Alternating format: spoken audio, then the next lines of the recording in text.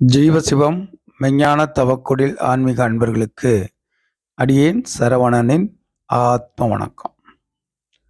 மாசி மாதம் பௌர்ணமி கடந்த 3/3/2026 செவ்வாய்க்கிழமை நடந்த பௌர்ணமிக்கு நம்மளுடைய ஜீவசிவ மெஞ்ஞான தவக்குடியில் எப்பவும் போல ஒவ்வொரு மாதமும் பௌர்ணமிக்கு நாம் மக்களுக்கு அன்னதானம் வழங்கிட்டு வரோம். அதே போல இந்த மாசி பௌர்ணமிக்கும் எங்கும் நிறைந்த பரம்பொருளாகிய இறைவனின் திருவருளாலையும் சித்தர்கள், மகான்கள், யோகிகள், முனிவர்கள், ரிஷிகள் அவர்களுடைய ஆசியாலையும் அதுபோல பஞ்சபூதங்களுடைய தன்மையாலும் நிலம், நீர், நெருப்பு, காற்று, ஆகாயம் பஞ்சபூதங்களுடைய கொடையாலும் உள்ளவர்களுடைய கருணையாலும் நல்ல தந்தை உள்ளம் கொண்ட ஒரு குடும்பத்தில் ஒரு தந்தை தன் சம்பாதிச்ச பணத்தை எப்படி தானியங்களாக மாற்றி வீட்டுக்கு கொண்டாந்து உணவுக்காக சேர்க்கிறாரோ அதுபோல உலக மக்களை எல்லாம் தன் மக்களாக பாவிச்சு தந்தை உள்ளம் கொண்டு இந்த அன்னதான நிகழ்ச்சிக்கு பொருளுதவி அளித்த அனைத்து நல்ல உள்ளங்களுக்கும், அதுபோல ஒரு தாய் தன் குழந்தைகளுக்கு எப்படி அந்த தானியங்களை அருண்சுவை உணவாக மாற்றி கொடுப்பாங்களோ அதுபோல இங்கே அந்த தானியங்களையும் காய்கறிகளையும் முதல் நாள் இருந்தே நம்மளுடைய ஜீவசிவ மெஞ்ஞான தவக்குடில் ஆன்மீக அன்பர்கள் முதல் நாளிலிருந்து மளிகை ஜாமான் வாங்கிறது,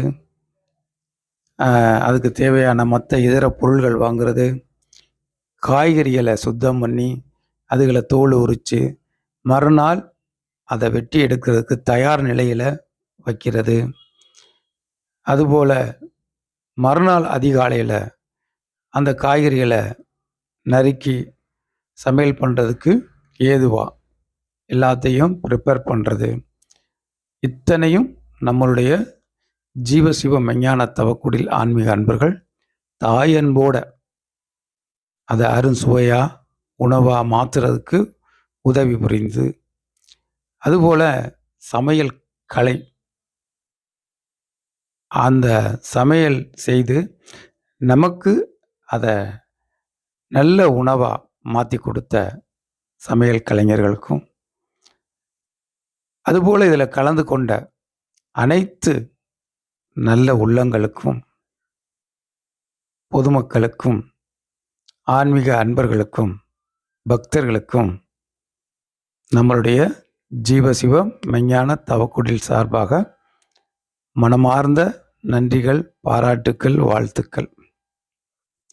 எப்பவும் போல அன்னைக்கும் காலையில் இந்த அன்னதானம் செய்கிறதுக்கு வேண்டிய ஏற்பாடுகள் எல்லாம் செஞ்சுட்டு எல்லாரும் அன்னைக்கு கூட்டு தியானம் பௌர்ணமி அன்னைக்கு நம்மளுடைய ஜீவசிவ மெஞ்ஞான தவக்குடில் ஆன்மீக அன்பர்கள் எல்லாரும் ஒரு இடத்துல உட்காந்து கூட்டு தியானம், அதை முடிச்சுட்டு ஆன்மீகத்தை பற்றின கலந்துரையாடல், சிறு விளக்கங்கள், சந்தேகங்களை தீர்த்துக்கிறது, இந்த மாதிரி கலந்துரையாடல் முடிச்சுட்டு அதுக்கப்புறம் மக்களுக்கு அன்னதானம் வழங்கும் நிகழ்ச்சி எப்பவும் போல சிறப்பாக நடந்துச்சு.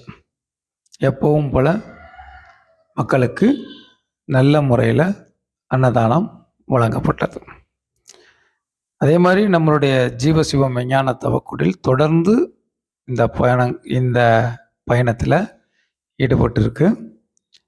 இதுக்கு உதவி புரிந்த அனைத்து நல்ல உள்ளங்களுக்கும், எல்லாம் வல்ல இறைவனுக்கும், நம்மளுடைய வழிகாட்டுதலில் இருக்கக்கூடிய மகான்கள், ரிஷிகள், முனிவர்கள், பெரியவங்க எல்லாருக்கும் இந்த நேரத்தில் நம்மளுடைய ஜீவசிவம் மெய்ஞான தவக்குடில் சார்பாக நன்றியையும் தெரிவித்து கொண்டு அவங்கள வணங்கி இந்த செயல் தொடர்ந்து நடக்கணும்னு இறைவனை பிரார்த்தனை செய்வோம். அதுபோல் நம்மளுடைய தவக்குடில் வந்துட்டு எங்கே இருக்குன்னு நிறைய பேர் கேள்வி கேட்குறாங்க. இது வந்துட்டு சிவகங்கை மாவட்டம், தேவக்கோட்டை நகரம். தேவக்கோட்டையில் சிலம்பணி அக்ரஹாரம் வீதி, அதாவது ஜிஹெச் அரசு மருத்துவமனைக்கு எதிர்புறம் நம்மளுடைய ஜீவசிவ மெய்ஞான தவக்குடில் அமைஞ்சிருக்கு. வர்றவங்க அந்த இடத்துக்கு வரலாம். அதே மாதிரி நம்மளை தொடர்பு கொள்ள விரும்புகிறவங்க 77 086 45 213 இந்த அலைபேசி எண்ணுக்கு நம்மளை தொடர்பு கொள்ளலாம். மற்றும் இதுபோல் ஒரு நல்லதொரு இனிய நிகழ்ச்சியில் உங்கள் அனைவரையும் சந்திப்போம். உங்கள் அனைவருக்கும் நம்மளுடைய ஜீவசிவ மெய்ஞான தவக்குடில் சார்பாக அடியேன் சரவணனின் ஆத்ம வணக்கம்.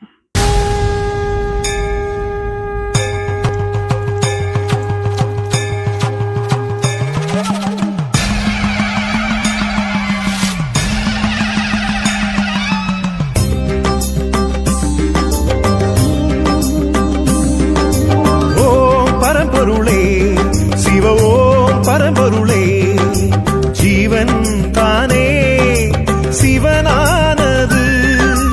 ஓம் பரம்பொருளே சிவ ஓம் பரம்பொருளே, ஜீவன் தானே சிவனானது. சித்தர்கள் ஒருபோதும் தன் உயிரை இழப்பதில்லை, அவர் மீண்டும்